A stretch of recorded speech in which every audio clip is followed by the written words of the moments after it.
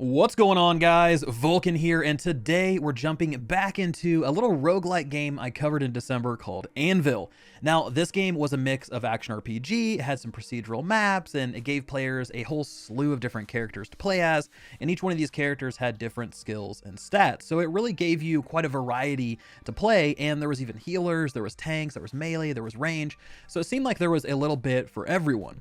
Well, if you enjoyed Anvil, then you're going to be pumped to know the game has just kicked off its first season ever, along with a slew of updates, fixes, and a brand new character called Quake. Now, this character also comes equipped with a new weapon type called drill gauntlets. These things are super fun to use and quickly became one of my favorite weapons in the game. So the overall playstyle of this character is all about sand, underground assault, and melee damage. And because this is the biggest addition, we're going to dive into Quake first. So to break down this character, let's talk skills, and then let's chat about some of the other stuff that came with this season. So the skills themselves give players some serious damage output, they give some very strong avoidance, and really good crowd control. So the first skill is called Spiral Punch. Now, this is going to launch your drill gauntlets at enemies, and then once they hit an enemy, they're going to bounce between any nearby enemies, giving you some pretty decent AoE. Now, this doesn't do a ton of damage, but it does give this melee-focused character a little bit of range to help keep up damage on bosses when you need to move.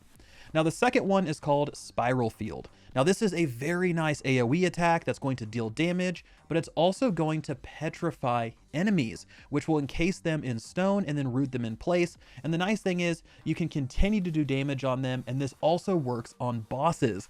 So this skill, guys, definitely, it saved me quite a few times when I was low on health and I was just really looking to finish off a boss fight. I would toss out a Spiral Field, petrify him for up to 5 seconds, pound away on them, and then they would end up dying. So do not sleep on this one. It's not just for crowd control, and it doesn't just work on minions. Now, the last one is called Trimmer, aka Dig.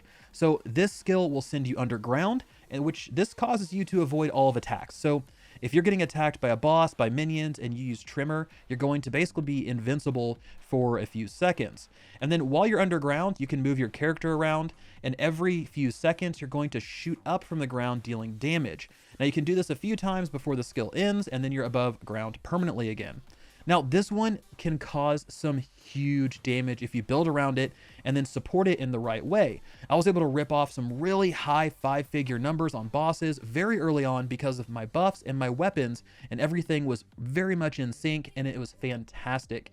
You can get a ton of stuff that allows you to increase all of your damage done to petrified enemies.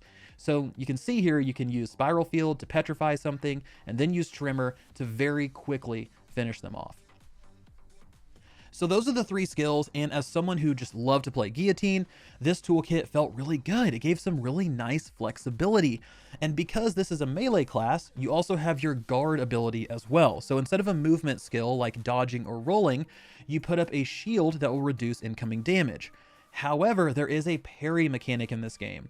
So if you guard at the perfect time, instead you'll counterattack and you'll deal huge damage to the enemy, plus you're going to recover 20% of your health.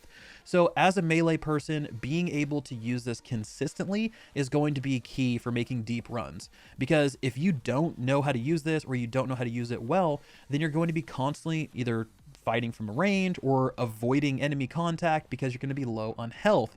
So using this, it's very simple to use. You can even spam it sometimes and you'll get a counterattack that'll rip off, and then you can get a big health regen. Now, the cool thing is you can also build around this. So if you're a person who really likes to build around a parry mechanic, you can get some really cool buffs. So whenever you parry, you get increased counterattack damage, you get increased critical chance, movement speed, skill damage, all of these things. So it can become a true cornerstone of your build. So that's the new Quake character, but that's not all this patch came with, guys, because this is a brand new season. We also have some new ways to customize this character. So first up, all characters have breaker points. So that's what characters are called in Anvil. They're called breakers. So you have this new currency called breaker points. These are like upgrade points. You can use them to change your starting weapon. So let's say you really don't like, the axe that the guillotine comes with. Well, instead, you can swap it for maybe the drill gauntlets or some different fist weapons. So you can do that with those breaker points. You can also equip different starting bonuses for skills. So there's quite a few different things you can do in order to make your character as effective as you want it, or change its play style. So that way, once you jump into a run, you're immediately able to start building around it. Now, they also added 4 new bosses, they added 6 new weapons, as well as an appearance menu. Now, the appearance menu itself is really, I mean, it's honestly pretty lackluster right now. The characters only have 2 alternative skins to unlock. Hopefully that grows over time, but for now, don't go in expecting like a transmog system or like something like Wolcen, which has probably one of the best transmog systems in any action RPG. It's fantastic. So really, it's just unlocking skins either with currency or unlocking them through the season pass, which we'll get into here in a moment. So beyond that, we do have the new challenge mode season. Now, this is something that got added. This is the namesake of the content update, and this is going to be the cadence for the future of Anvil. Every single season will add some new stuff for players to interact with, things like new characters, new systems to use. So if you're a season-based player or someone who really enjoys when games get new seasons, Anvil is going to be right up your alley. So the way this works is that the new mode is on a new galaxy that appears whenever you launch the game. So when you first started, you had a couple different galaxies to choose from that you could play through. Now there's an additional galaxy that appears in the bottom right-hand corner, and this is Season Challenge. You can enter this and begin your run. So to start, you're going to choose between 3 different maps to play through. They rank from easy to hard. Some are only bosses, others are a series of maps to clear out.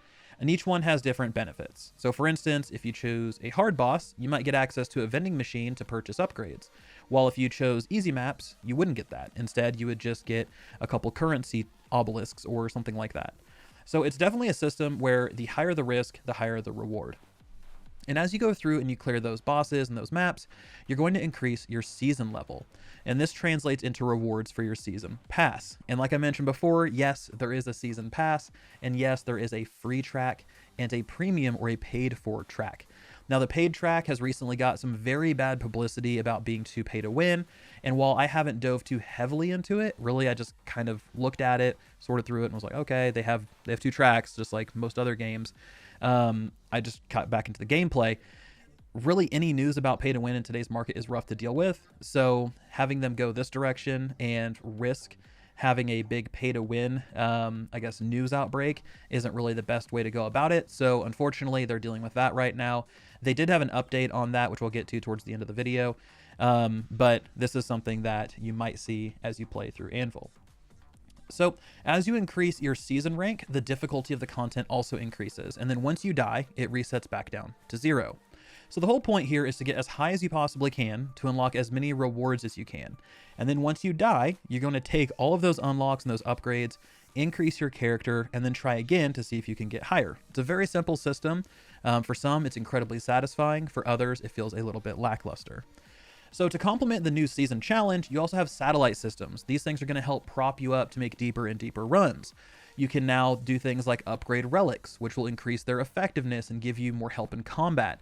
Relics provide passive bonuses, things like increasing your critical damage, or once every 5 seconds you have a chance to deal additional damage, or you have a small chance to deal 1,000% increased damage. So things like that.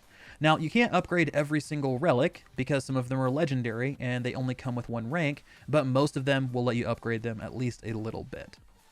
Then you also have something called weapon modification. Now, weapon modification lets you re-roll some of the affixes on weapons to fit your build. This is probably one of my favorite new features of the game. Being able to find a weapon that you like and then try RNG to get the affixes you need to slot it perfectly into your build. And this has been a total game changer because it's very, very, very frustrating to be stuck with a weapon you don't like just because it has 1 or 2 affixes that you need to make your build work. So being able to find a weapon you like and then try chance to see if you can get what you need to make it work for your build. So all in all, guys, the new season has given players a lot of new stuff to explore, a lot of new things to take advantage of, and the season pass, is honestly, it's the rough spot, right? It might seem pay to win to some, others argue it's not. I'm very curious what you all think about it. The developer has claimed that they will allow players to purchase the premium items next season for in-game currency, which effectively makes this a do I need to have it now or can I wait style of scenario. Honestly, at the end of the day, time is going to tell whether this was the right choice or the wrong choice, but I think at least allowing players to purchase those things 1 season later is better than not allowing them to purchase them at all. So if this sounds interesting to you, you can pick up Anvil today on Steam for $24.99 USD. It's currently sitting at a mixed review on Steam. And if you like today's video or just love looter games in general, consider checking out some of my other videos or subscribing to see more.